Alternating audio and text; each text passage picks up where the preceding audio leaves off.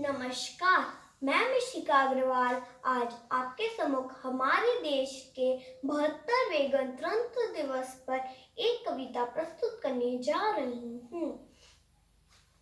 इस कविता में एक 8 साल का बेटा जिसके पिता शहीद हो जाते हैं, वह यह बात नहीं जानता कि उसके पिता लौटकर अब कभी नहीं आएंगे।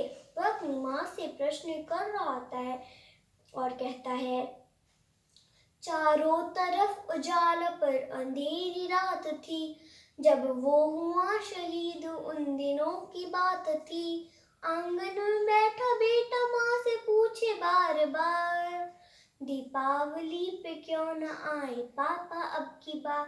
वह बेटा थोड़े दिनों से उसकी माँ की स्थिति को देख रहा था और कहता है, माँ क्यों न तूने आज भी बिंदिया लगाई हैं दोनों हाथ खाली न मेहंदी रचाई है। बिछुए भी नहीं पाँव में बिखरे से बाल है, लगती थी कितनी प्यारी अब ये कैसा हाल है। कुमकुम के बिना सूना सा लगता है श्रृंगार, दीपावली पे क्यों न आए पापा अब की बार। वह बेटा थोड़ी देर बाहर खेलने जाता है और उसके मित्रों के पिताओं के द्वारा लाए गए उपहारों को देखता है और कहता है, किसी के पापा उसको नए कपड़े लाए हैं, मिठाइयाँ वो साथ में पटाखे लाए हैं, वो भी तो नए जूते पहन खेलने आया। पापा पापा कह के सबने मुझको चिढ़ाया, अब तो बता दो क्यों सूना घर आंगन द्वार, दीपावली पे क्यों न आए पापा अब की बार।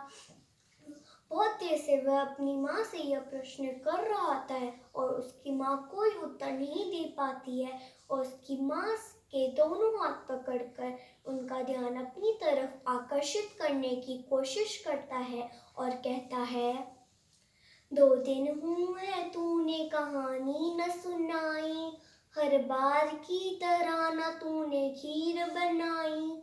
आने दो पापा से मैं सारी बात कहूँगा, तुमसे न बोलूँगा न तुम्हारी मैं सुनूँगा। ऐसा क्या हुआ कि बताने से है इनकार, दीपावली पे क्यों न आए पापा अब की बार। बेटा पूछ ही रहा था जिस पिता के लिए जलने लगी थी लकड़ियाँ उसकी चिता के लिए। बेटा पूछ ही रहा था जिस पिता के लिए जलने लगी थी लकड़ियाँ उसकी चिता के लिए। पूछते पूछते हो गया वह निराश, जिस वक्त आंगन में आई उसके पिता की लाश। पूछते पूछते हो गया वह निराश, जिस वक्त आंगन में आई उसके पिता की लाश।